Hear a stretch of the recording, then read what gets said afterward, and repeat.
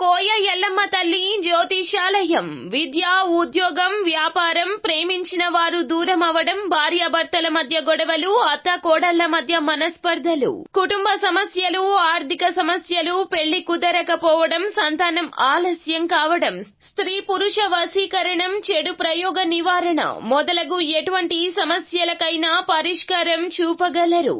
స్త్రీ పురుషులకు ఎటువంటి సమస్యలు ఉన్నా నమ్మకంతో కాల్ చేయండి. ఫోన్ ద్వారానే జ్యోతిష్యం చెప్పబడును. Phone number 9014339338. హాయ్ ఫ్రెండ్స్, అందరికీ నమస్కారం అండి. తులారాశి వారి జాతకులు గోచార ఫలితాలు డిసెంబర్ మాసంలో 12వ తేదీన గురువారం తిథి నాడు మీకు ఎలా ఉండబోతున్నాయో తెలుసా? ఈ రోజున మిట్ట మధ్యాహ్నం జరగబోయేది భారీ మార్పు. ఇలా సంభవించక మానదు. ఒక్కసారి మీరు ఈ వీడియోని చూడండి.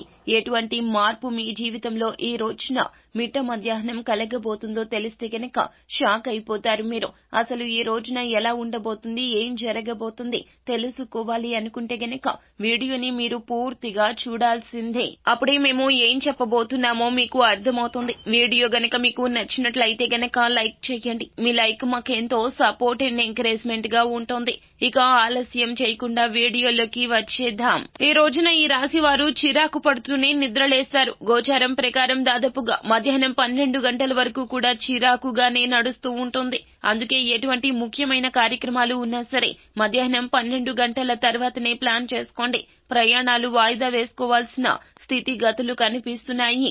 దృష్టి దోషాలు కొంచెం ఇబ్బంది పెడతాయి. రహస్య శత్రువుల పట్ల జాగ్రత్తగా ఉండండి.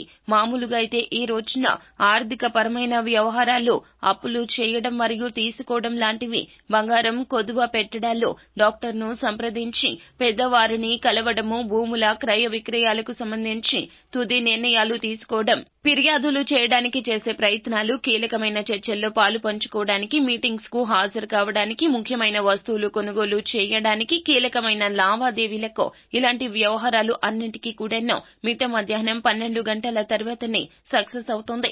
ప్రభుత్వ కార్యాలయాల్లో పనిచేసేవారు, ఉన్నత పదవుల్లో ఉన్నవారు, సంతకాలకు విలువ ఉండే ఉద్యోగాలు చేస్తున్నవారు, వీరు అంతా కూడా ఈ రోజున చాలా అప్రమత్తంగా ఉండాలి. అదేవిధంగా ఒకరి సహాయం అడగడానికి, పెట్టుబడుల అంశంలో కీలకమైన నిర్ణయాలు తీసుకోవడానికి కూడా ఈ యొక్క సమయము అనుకూలంగా ఉంటుంది. మొత్తం మీద చెప్పాలంటే ఈ రోజున మీరు ఏ పని చేసినా కూడా 12 గంటల తర్వాతే చేయండి. ఈ రోజున మీరు ఇంటి నుండి బయటికి వెళ్లేటప్పుడు చిలక పచ్చ అంటే చిలక ఆకుపచ్చ రంగు దుస్తులు మాత్రం అస్సలు ధరించొద్దు. ఈ రోజున విష్ణు సహస్రనామ స్తోత్ర పఠన పారాయణం మీకు మేలు కలగ చేస్తుంది. ఈ రోజున పంచాంగం ప్రకారం పెళ్లి చూపులకు, వివాహాలకు, శుభ కార్యక్రమాలకు, నిశ్చితార్థాలకు, క్రయ విక్రయాలకు, అగ్రిమెంట్లకు, అలాగే విద్య, వ్యాపార ప్రారంభాలకు కాలం అనుకూలంగా ఉంటుంది.